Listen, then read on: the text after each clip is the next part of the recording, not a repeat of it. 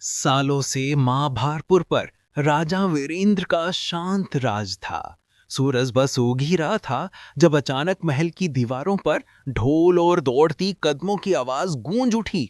एक घबराया हुआ सैनिक राज दरबार की ओर भागता हुआ आया और चिल्लाया, महाराज, उत्तरी सीमा पर काला ध्वज दिखाई दिया है। ये सुनकर महल का सारा माहौल बदल गया। राजा वीरेंद्र कुछ पल चुप रहे, फिर धीरे से बोले, काला ध्वज, इसका मतलब है कि पुराना तूफान फिर लौट आया है।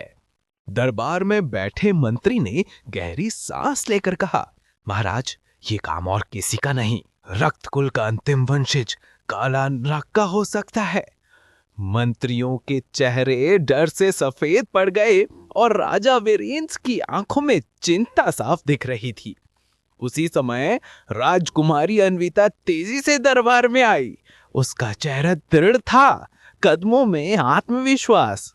वो बोली, पिताश्री, मुझे अनुमति दीजिए, मैं खुद जाकर देखूंगी कि सीमा पर क्या हो रहा है। राजा पहले तो सोच में पड़ गए, पर आखिर में बोले, अन्विता, तुम राजकुमारी हो, पर अगर तुम जाना चाहती हो तो जाओ, लेकिन सावधान रहना, ये रास्ता आसान नहीं है।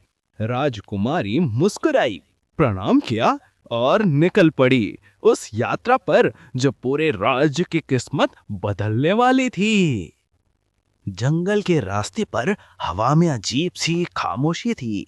पत्तों की बीच से झनकराती जो भी आज किसी चेतावनी जैसी लग रही थी। अचानक एक तीर सीटी की तरह हवा चीरता हुआ आया। राजकुमारी झुक गई, तलवार खिंचाकर बोली, कौन है वहां? सामने आओ। पेड़ों की छाया से एक काला नकाब पहने योद्धा बाहर आया। उसकी आवाज भारी और खतरनाक थी, राजकुमारी, तुम्हारी तलाश मुझे भी थी। अन्विता ने तलवार कसकर पकड़ी और दोनों के बीच सांसें थमाता हुआ तनाव था। और तभी नकाबधारी ने कहा, तुम्हारा राज आज खत्म होने वाला है।